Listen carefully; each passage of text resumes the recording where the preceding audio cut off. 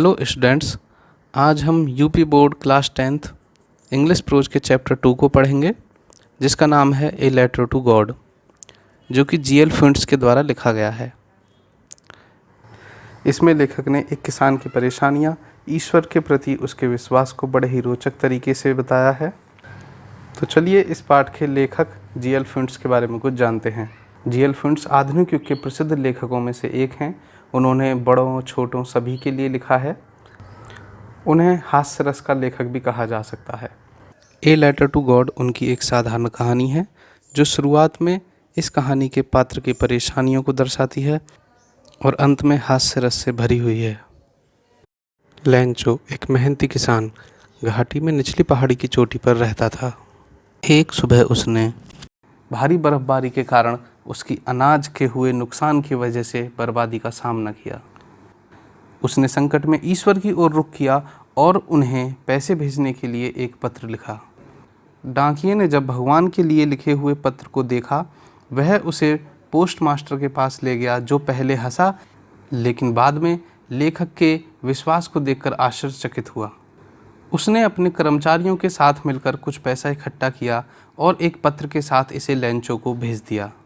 जब लैंचो को पैसों के साथ पत्र मिला और जब उसने इन्हें गिना, वह बहुत गुस्सा हो गया। उसने ईश्वर को बाकी का पैसा भेजने के लिए एक दूसरा पत्र लिखा, यह कहते हुए कि बाकी का पैसा वह डाक के माध्यम से ना भेजें, क्योंकि पोस्ट ऑफिस के कर्मचारी सभी बेईमानों का गिरोह है। तो चलिए अब पढ़ते हैं पूरे पाठ को डिटेल में। वह मकान, जो संपूर्ण घाटी में अकेला ही था, एक निचली पहाड़ी की चोटी पर स्थित था। उस ऊंचाई से कोई भी नदी और पके हुए अनाज के खेत देख सकता था, जिसमें जगह जगह पर फूल थे जो सदा अच्छी फसल का वादा करते थे। जमीन को यदि किसी चीज़ की ज़रूरत थी तो वो थी केवल एक भारी वर्षा या कम से कम एक बौछार। सुबह के पूरे समय लैंचो ने, जो अपने खेतों को अच्छी तरह से जानता था, उत्तर पूर्व की ओर आकाश देखने के अतिरिक्त कुछ और नहीं किया था। उसने अपनी पत्नी से कहा, वास्तव में अब हमें कुछ पानी मिलने वाला है। उस औरत ने, जो भोजन तैयार कर रही थी, जवाब दिया, हाँ, यदि भगवान ने चाहा तो। बड़े लड़के खेत में काम कर रहे थे, जबकि छोटे लड़के घर के पास खेल रहे थे, जब तक कि उस महिला ने उन्हें नहीं बुलाया। रात के खाने के लिए आ जाओ। भोजन के समय, जैसा कि लैंचो ने भविष्यवाणी की थी, वर्षा की बड़ी बड़ी बूंदें गिरने लगीं। उत्तर पूर्व दिशा में बड़े बड़े पहाड़ जैसे बादल आते हुए दिखाई दिए। हवा तरोताज़ा थी। वह व्यक्ति केवल इसलिए बाहर निकला ताकि वो वर्षा की बूंदों का आनंद अपने शरीर पर अनुभव कर सके, और जब वह लौटा तो आश्चर्य के साथ चिल्लाया, ये आकाश से गिरने वाली वर्षा की बूंदें नहीं हैं, ये नए सिक्के हैं। बड़ी बूंदें 10 सेंट के सिक्के हैं और छोटी वाली 5 सेंट के। एक संतुष्ट भाव से उसने वर्षा की चादर में लिपटे हुए अपने पके हुए अनाज और उसके फूलों से भरे हुए खेतों को देखा। लेकिन अचानक तेज हवा चलने लगी और बारिश के साथ साथ बहुत बड़े बड़े ओले गिरने लगे। वास्तव में ये नए चांदी के सिक्कों के समान दिख रहे थे। लड़के अपने अपने कपड़े उतारकर खुले शरीर से उन जमे हुए मोतियों जैसे ओलों को इकट्ठा करने के लिए घरों से बाहर दौड़े। अब यह वास्तव में बुरा हो रहा है, उस व्यक्ति ने चिल्लाकर कहा। मुझे उम्मीद है यह जल्दी ही गुजर जाएगा। यह जल्दी नहीं गुजरा। 1 घंटे तक ओले मकान, बगीचे, पहाड़ी की ढलान, अनाज के खेत और पूरी घाटी पर बरसते रहे। पूरा खेत सफ़ेद हो गया, जैसे नमक से ढक गया हो। पेड़ों पर एक भी पत्ता नहीं बचा था। अनाज भी पूरी तरह नष्ट हो गया था। पौधों से फूल झड़ चुके थे। लैंचो की आत्मा दुख से भर गई। जब तूफान थम गया, वह अपने खेतों के बीच खड़ा हो गया और अपने बेटों से कहा, एक टिड्डियों के दल के हमले के बाद भी इससे अधिक अनाज बच जाता। ओलों ने कुछ भी नहीं छोड़ा। इस वर्ष हमें अनाज नहीं मिलेगा। वह रात बड़ी दुख भरी थी। हमारी सारी मेहनत बेकार चली गई। अब कोई नहीं है जो हमारी मदद कर सके। इस वर्ष हम सब भूखे ही रहेंगे। परंतु उन सब के दिलों में जो घाटी के मध्य इकलौते मकान में रहते थे, केवल एक ही उम्मीद थी, भगवान की सहायता की। इतना परेशान मत हो, भले ही पूरा नुकसान होता हुआ दिख रहा हो, याद रखो भूख से कोई नहीं मरता। इसीलिए वो ऐसा कहते हैं, भूख से कोई नहीं मरता। पूरी रात लैंचो अपनी इकलौती उम्मीद के बारे में सोचता रहा, जो थी भगवान की तरफ से सहायता। उसकी आंखें, जैसा कि उसे बताया गया था, सब कुछ देखती हैं, यहाँ तक कि अंतरात्मा की बातों को भी।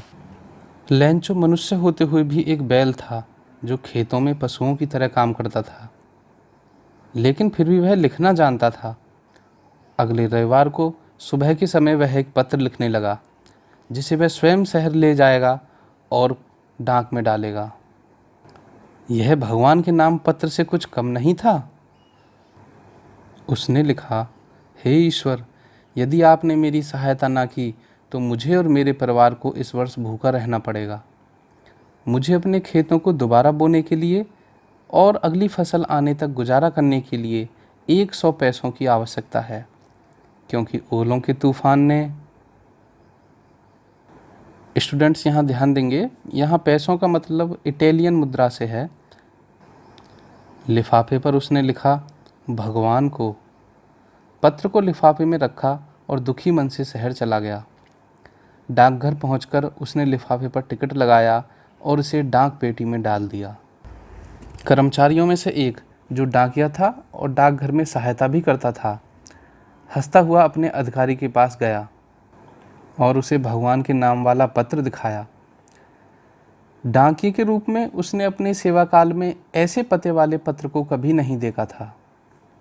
पोस्ट मास्टर, जो एक मोटा मैत्रीपूर्ण व्यवहार वाला व्यक्ति था, वह भी जोरों से हंसने लगा, लेकिन जल्दी ही वह गंभीर हो गया और पत्र को अपनी मेज पर थपथपाते हुए बोला,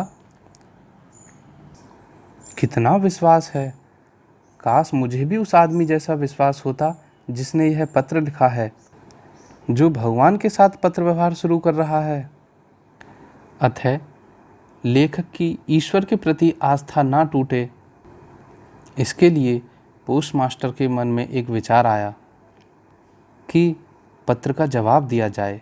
लेकिन जब उसने इसे खोला तो यह स्पष्ट था कि इसका जवाब देने के लिए सद्भावना, कागज और स्याही के अलावा और भी कुछ चाहिए था। परंतु वह अपने निश्चय पर अड़ा रहा। उसने अपने कर्मचारियों से धन मांगा, खुद भी अपने वेतन का एक हिस्सा दिया और अपने कई मित्रों को भी दान के नाम पर कुछ देने के लिए कहा। उसके लिए 100 पैसों को इकट्ठा करना असंभव था, इसलिए वह उस किसान को आधे पैसों से कुछ अधिक ही भेजने में समर्थ हो सका। उसने पैसों को एक लिफाफे में डाला, उस पर लैंचो का पता लिखा और उसके साथ एक पत्र पर हस्ताक्षर के रूप में एक शब्द भगवान लिख दिया।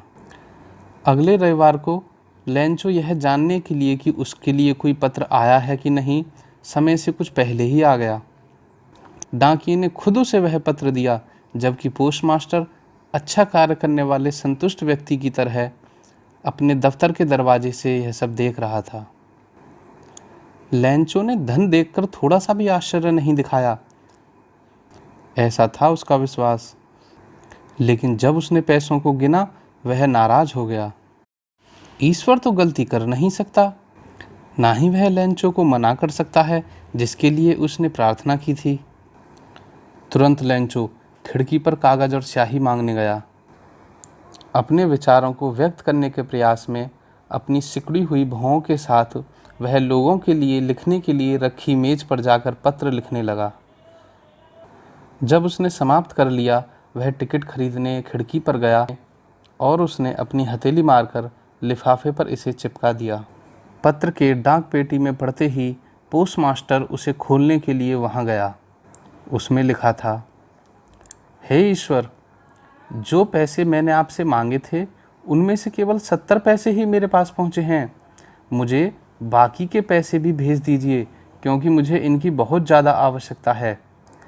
लेकिन ये पैसे मेरे पास डाक के माध्यम से मत भेजिएगा, क्योंकि डाकघर के कर्मचारी तो बेईमानों का समूह है। लैंचो। तो देखा स्टूडेंट्स, पोस्ट ऑफिस के जिन लोगों ने लेंचो की मदद करने के लिए इतना प्रयास किया, इतनी मेहनत की, लेंचो ने अंत में उन्हीं पर दोष मढ़ दिया। तो स्टूडेंट्स, ये थी कहानी ए लेटर टू गॉड की। आपको इस स्टोरी में सबसे इंटरेस्टिंग हिस्सा कौन सा लगा, ये हमें कमेंट बॉक्स में ज़रूर बताइएगा। इसके आगे हम इस पार्ट के आपको क्वेश्चन आंसर्स भी आसान तरीके से कराएंगे, जिससे कि आप एग्ज़ाम में अच्छे अंक प्राप्त कर सकें। यदि ये लेसन आपको समझ में आया हो तो चैनल को सब्सक्राइब ज़रूर कीजिएगा। तो स्टूडेंट्स, मिलेंगे अगली वीडियो में अगले चैप्टर की कहानी के साथ। तब तक के लिए जय हिंद, जय भारत।